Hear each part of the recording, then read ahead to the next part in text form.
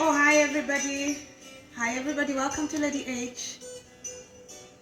Today is a beautiful day. We can see the sun is starting to pop out, and that's a beautiful thing. Something a little different from what we've been dealing with. We're looking forward to better days. Anyways, today we're going to talk about something very interesting, something very subjective, something very controversial. I promise we're not talking about Corona. We're not talking about COVID-19. But we're going to talk about one more time in the near future and just close that chapter. Anyways, today we're going to talk about in-laws, mothers, daughters-in-laws, sometimes fathers and brothers-in-laws. And how do we get up in this mix with in-laws? When you choose to decide to share your life with someone else, in the form of a marriage, in the form of common law, in the form of a long-term dating relationship, you encounter in-laws. Well, because when someone else comes into your life, they come with a ton load of stuff.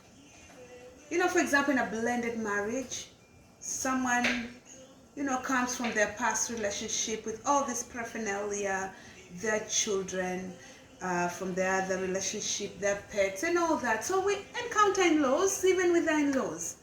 Anyways, last week I was just going to fill a prescription in a drugstore, and I had a 30-minute wait. So with all this social distance, people cannot really talk in low voices to each other anymore. They can't whisper because you talk. So there were two friends, two ladies engaged in a very serious conversation, which I kind of overheard. I didn't mean to eavesdrop, but it got so interesting I couldn't help it. So this friend was crying, bawling her eyes out because she was walking out of her marriage, because apparently her sister-in-law, her mother-in-law had interfered and meddled, and her husband was taking the side of her in-laws. So she was done. She was done. I don't know whether this had repeatedly happened over the years. I do not know. I don't know how long she had been married. I just kind of had a little bit of that, and so it made me thinking. So I kind of went and talked to a few people from different cultures, just to kind of find a sense of how damaging or how productive in-laws can be. So this is what I gathered, and it does not represent the entire population of in-laws. There are some in-laws who are fabulous. There are some people who have been married in very good families. There are some mothers-in-laws who embrace other daughters and sons-in-laws, and they love them unconditionally. In some cases, but in most cases, it's the other way around. Even Hollywood acknowledged that. J-Lo, they produced a movie, Monster-in-Law. For those who've watched it, they know the story. Most of the time, in those extreme cases, mothers and daughters-in-laws meddle. And from those whom I spoke to, mothers-in-laws, they meddle, they make someone miserable. They make people miserable. And why is that? From what I gathered, apparently, these in-laws feel a sense of entitlement. They feel a sense of entitlement. This is our son, this is our daughter, and therefore we need to have some control about what's happening in their life. For example, in situations whereby a daughter is the bankroller in the relationship, maybe she's the one who brings home the money or the higher income. Usually mothers-in-laws, in those cases, some mothers-in-law are terrible. They are just bad because they feel, you know what, after all, it's my daughter that is engineering this relationship financially, so I can pop in anytime and do whatever I want. It's my baby, it's my daughter. No, come on, stop it. These are two adults. Your daughter decided to be in a relationship with someone else under those circumstances, and they love each other. Leave them alone. Leave them alone. leave them alone. Let them live their life. Some parents-in-law are not ready to release independence. They're not ready to leave their children function independently because they've always been in control. They're not ready to let go of control. They don't really realize that these are adults. They don't realize these are full-grown people who are able to function independently as adults. Sometimes we have situations whereby a mother-in-law for so many years has been the matriarch in the family. So whatever she decides rolls. So in this case, she will want to decide what happens in her children's marriages, in her children's relationship, what people are going to have for dinner on Christmas Day, during the holidays. Because it's a tradition, and there's nothing wrong with her deciding as long as everybody's happy. Apparently not everybody could be happy, so mother-in-laws, please, these are full-grown adults who love each other. Just be there just be there when they really need you. They'll call you. Just take a chill pill, relax, they'll call you. Sometimes, from what I gathered also is, especially the sisters-in-laws that meddle in their other families, members' relationship, they're usually from dysfunctional relationships.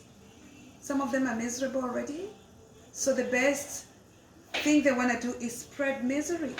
Spread misery in other people's relationships. No, just please deal with your own misery in an isolated place. Find a way to find your way out of your misery instead of meddling, because if you meddle and cause all these problems, listen, you're going to hurt other people so bad. We have children in these relationships. We have things that have been built over the years. So don't be guilty of meddling and, destroying other relationships. So, in-laws aren't going anywhere. If you're choosing to be with someone else in your relationship, in-laws are not going anywhere. You will always have to encounter them. Even just very recently, not too long ago, this problem of in-laws affects all walks of life. Very recently in Buckingham Palace, our handsome Prince Harry whisked away his beautiful Meghan. They disappeared somewhere else to try and live their life on their own because they couldn't put up with the meddling. So it's a problem that affects many people. So now that we know it can affect many people, what do we do now? I personally, Lady H, doesn't have the perfect answers. But from what I gathered, I learned there's some things you can do to maybe mitigate some of the issues that arise with interactions with your in-laws. And most of the time, people who suffer the most are daughters-in-laws. Son-in-laws, and it's not too bad. So anyways, this is what I learned you could do. And it may work, may not work. Set your boundaries from the beginning. When you go into a relationship with someone, whichever relationship it is, set your boundaries, know your limits, know what you can do and what you cannot. Let them know. Communicate that clearly. Your do's and your don'ts, right from the beginning. Because if you wait too long, if you wait 7 years down the line, it's going to be very challenging. And that being said, when you're setting these limits and boundaries at the beginning, it's not going to be easy. It's going to be a rough start, but trust me, everybody's going to be happy eventually because they will know and understand each other. Secondly, maybe I was also told you can try and have a cordial relationship with your in-laws. Have a cordial relationship. Take the chill pill. When problems arise, let him or her do the dirty job. Let him be the one going to communicate to them what both of you decided. Just take a chill pill. Let him deal with his people or her people because he or she knows them better.